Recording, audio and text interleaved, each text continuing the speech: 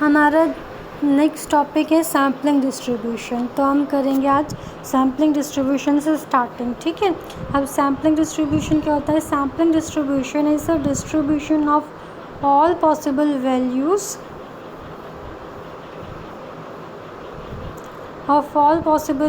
of a sample statistic for a given size sample selected from a population।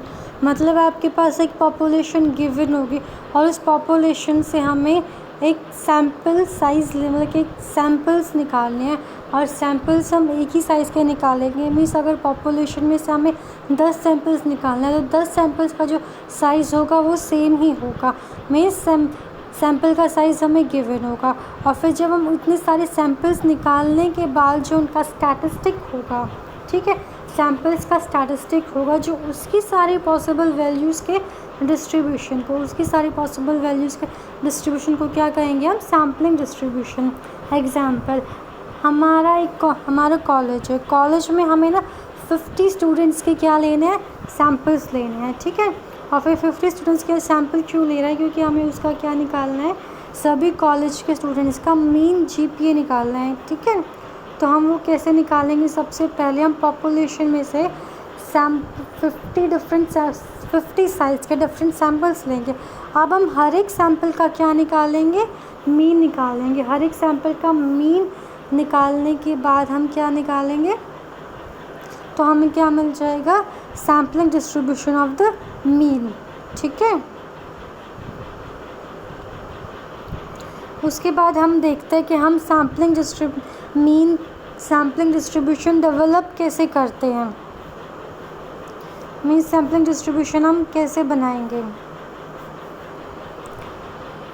तो suppose आपके पास population का size क्या हो जाएगा? n=4 हो जाएगा।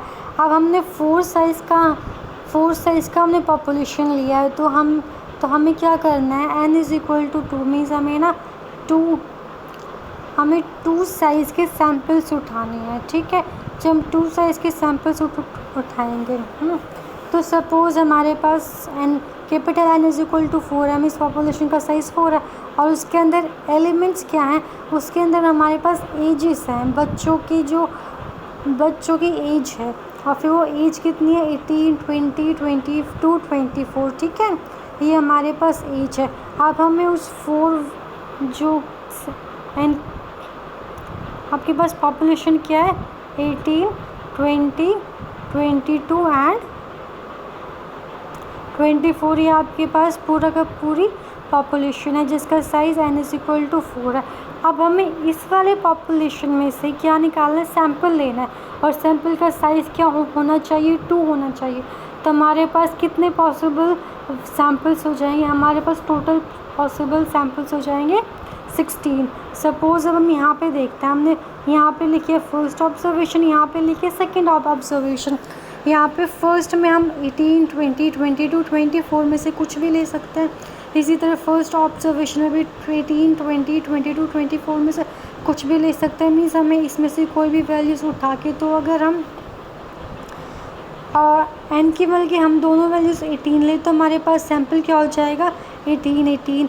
अगर हम एक वैल्यू 18 और दूसरी वैल्यू 20 ले तो फिर क्या हो जाएगा? 18, 20। इसी तरह से हमारे पास टोटल कितने हो जाएंगे? 16 वैल्यूज़ हो जाएंगी। तो हमारे पास साइज़ 16 सैम्पल्स, तो नंबर ऑफ़ सैम्पल्स कितने हो जाएंगे?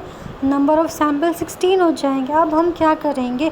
इन सभी सैम्पल्स की हम मीन कलेक्ट करेंगे। मीन्स हम क्या करेंगे? सभी सैम्पल्स के मीन बनाएंगे। सभी सैम्पल्स के मीन क्या हो जाएंगे? हमने इस वाले टेबल में रिकॉर्ड कर रखे हैं। फॉर एग्ज़ाम्पल यहाँ पे 18 है। 18 का मीन क्या हो जाएगा? 18। अब यहाँ पे 18-20 का मीन क्या हो जाएगा? 19। 18-22 का मीन क्या हो जाएगा? 20। इसी तरह से 24 का मीन क्या हो जाएगा? 24। इसी तरह से हमने जो यहाँ पे 2 साइज़ के सैम्पल्स ले रहे सभी के मीन्स को हमने यहाँ पे रिकॉर्ड कर लिया। अब हमें इन मीन्स का क्या निकालना है? सैम्पलिंग डिस्ट्रीब्यूशन निकालते हैं। हम इन मीन्स का क्या निकालेंगे? Sampling distribution.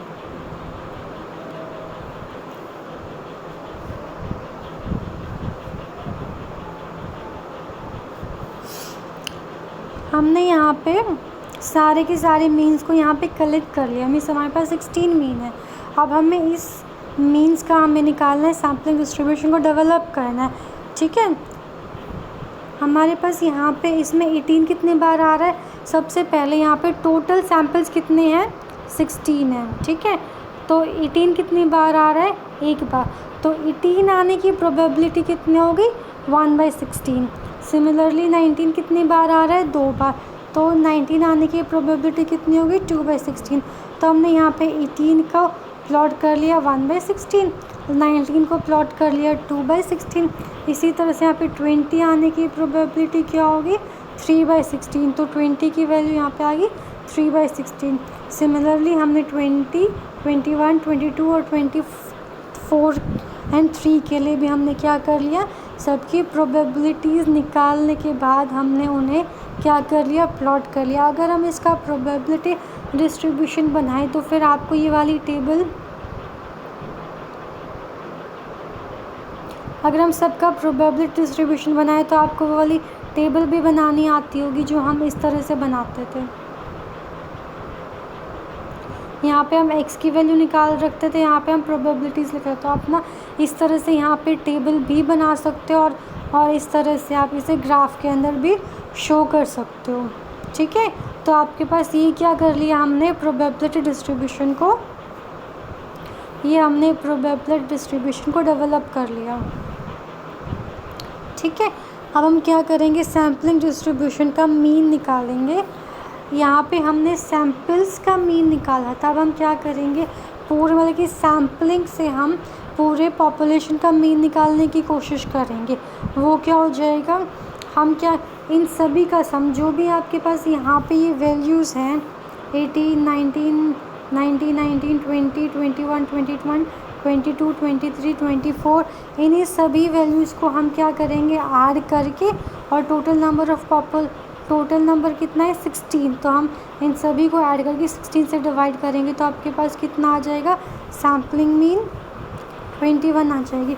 इसी तरह से हम क्या निकालेंगे? सिग्मा निकालेंगे। सिग्मा कैसे निकालेंगे? हम हर एक वैल्यू में से मीन को माइनस करके स्क्वायर करके सम करेंगे और फिर क्या उसे करेंगे? कैपिटल एन से डिवाइड कर अंडर रूट करेंगे तो वो क्या आ जाएगा आपका?